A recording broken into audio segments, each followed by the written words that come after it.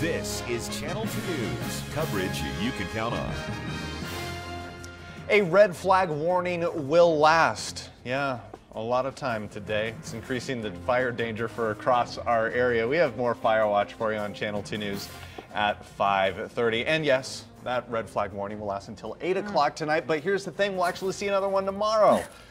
Good evening, I'm Landon Miller. Yikes. I'm Kristen Remington. Thanks for keeping it here tonight. All right, let's get to this Fire Watch coverage we have for you, and for good reason. Ryan Kennedy is live in Sutcliffe with the latest on the Long Valley fire. It's moving towards Pyramid Lake. But we're going to start with meteorologist Angela Schilling live in the Weather Center tonight. All right, Angela, talk to us a little bit about these winds. Gusty, huh? Yeah, it is a little bit breezy out. And you know, we usually see wind gusts in the 20s this time of day, but today it started a little bit earlier and they're a little bit stronger too. The good news is, though, with our winds coming out of the west, our skies are a little bit brighter today. You can actually see out there. There isn't as much smoke and haze, but looking to the north, you can still see some smoke and haze out there. However, our air quality has improved. It is in the good range, so that's nice to see there. Definitely it's a little bit better out there. We can breathe a little bit easier, all thanks to these westerly winds, but they are strong, sustained anywhere between about 15 to 25 miles per hour. Gusts are in the 30s, so they're slightly higher than they normally would be, and they're going to last through the overnight, at least a little bit of a breeze overnight. They're not going to turn calm. This red flag warning goes through 8 p.m., but still after that, wind gusts will be in the teens and the lower 20s, and then they're going to ramp back up again tomorrow afternoon, already by noon. So red flag warning again for your Tuesday because of the dry air as well as the gusty winds. Now, our winds are picking up because of an area of low pressure moving in. With that low, it has also cooled us off, so that's nice to see. 91 out of the Reno Airport and 77 in South Lake. And tomorrow, again, another red flag warning day. I'll have a full look at your forecast coming up here in just a few minutes. All right, Angela, thank you. Now let's check in with Ryan Kennedy, who's live in Sutcliffe with the latest. Yeah, Ryan, what's going on up there?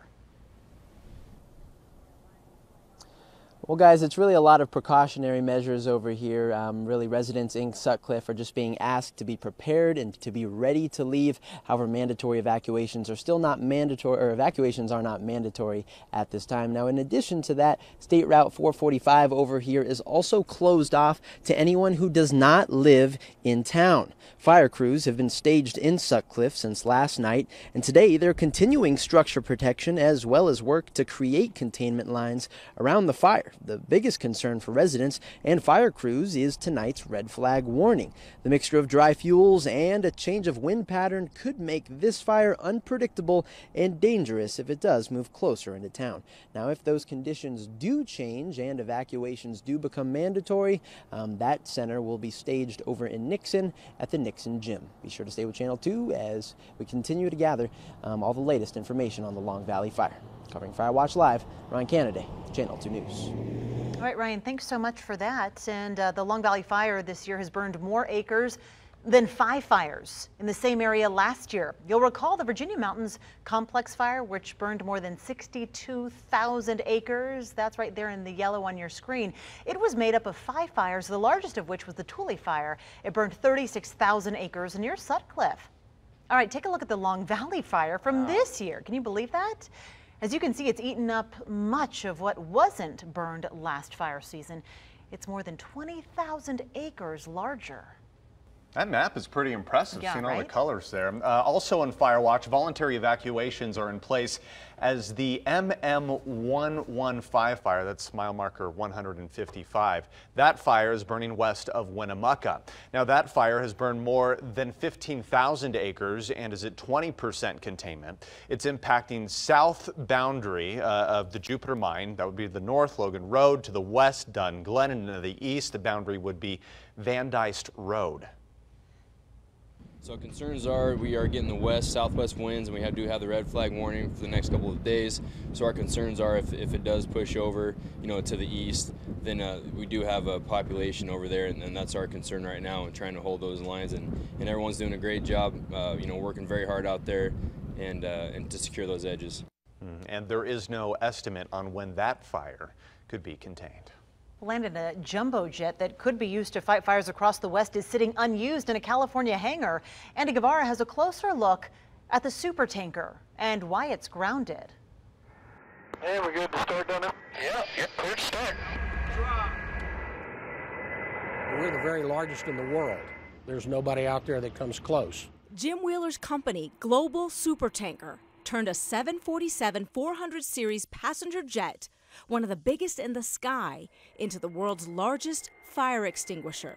This is one of its final test runs in Colorado last fall. We can drop a line of retardant about 3 kilometers long, or if you will, about 1.5 miles. But in this country, it's virtually worthless unless the U.S. Forest Service gives it permission to fight fires, something the agency has yet to do, even though the plane was certified by the FAA last September and has since fought fires in Chile and Israel. It begs the question, if your house is on fire, are you going to call the smallest, slowest fire truck? Some firefighter advocacy groups suggest the Forest Service might be trying to control its budget, causing delays for the plane, which could cost as much as $250,000 a day to operate. The Forest Service says it can't comment on the dispute because Wheeler filed an official protest last month. We can have this whole airplane ready to go in 30 minutes or less. But it's not just the speed and size that make the supertanker powerful. Wheeler says it's also safer. It's a pressurized tank system. The water comes out atomized, much different than the gravity-fed tanks, which are basically just a dump, like taking a bucket of water and dumping it. It doesn't break down tree limbs.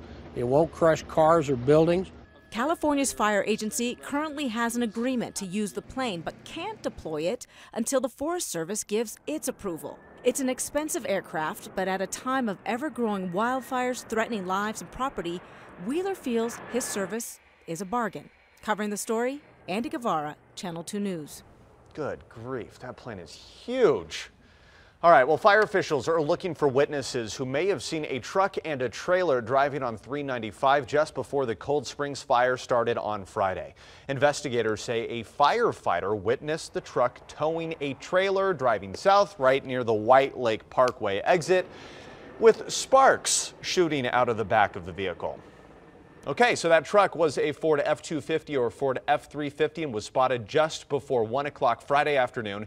If you know anything that can help investigators, call 885-6117. And some people living in Red Rock, they're showing their thanks to firefighters for keeping their homes safe from that Cold Springs fire.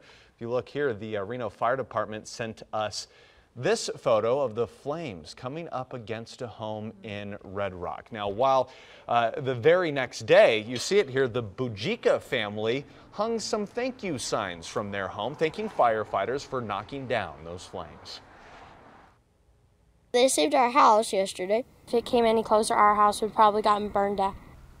Yeah, we were able to speak with them on Saturday, and the Cold Springs fire burned right next to their home, causing the family to evacuate their animals. But good news here, their home was not damaged and their animals are back home safe. I'm very appreciated that they came through and saved my house. Thank you very much for saving our house. Good kids there. And with a very busy fire season underway,